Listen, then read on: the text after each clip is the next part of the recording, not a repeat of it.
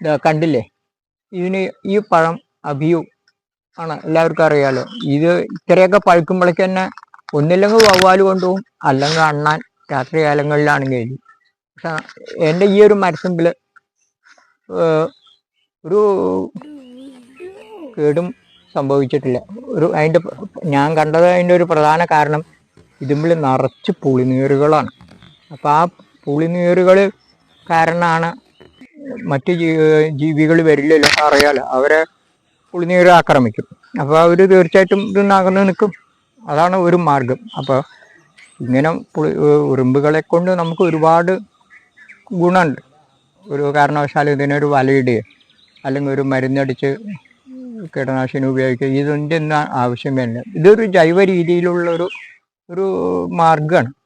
ഇത് ഇങ്ങനെയൊക്കെ സ്വീകരിച്ചാൽ നമുക്ക് കഴിയുന്ന വിഷം ഇല്ലാതെ ഫലവൃക്ഷങ്ങളെയൊക്കെ സംരക്ഷിക്കാൻ പറ്റും.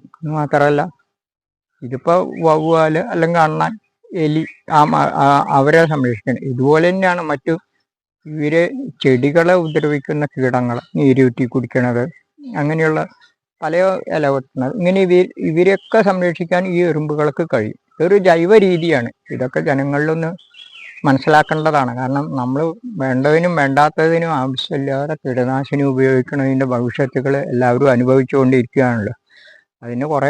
അതിന് മാറാൻ വേണ്ടിയുള്ള കുറേ ഉദാഹരണങ്ങൾ കാണിക്കണമെന്ന് മാത്രം. ഞാനിങ്ങനെ ഓരോ വിഷയങ്ങളും ഇങ്ങനെ പല ദിവസങ്ങളിലായിട്ട് ഇങ്ങനെ യൂട്യൂബ് വഴി ജനങ്ങളിൽ എത്തിക്കുന്നുണ്ട്. അപ്പം നിങ്ങൾ തന്നെ എനിക്കൊരു സന്തോഷം കിട്ടാൻ നിങ്ങളതിനൊക്കെ വേണ്ട സഹകരണങ്ങൾ ഉണ്ടാവും. അതൊക്കെ സബ്സ്ക്രൈബ് ചെയ്യാൻ മറക്കരുത്. കാരണം നമുക്കൊരു ഊർജം കിട്ടണമല്ലോ. സ്വാർത്ഥതയൊന്ന് തോന്നിക്കാം, എന്നിരുന്നാലും അത് അങ്ങനെ തന്നെയാണല്ലോ. അപ്പോൾ പ്രതീക്ഷിക്കുന്നു.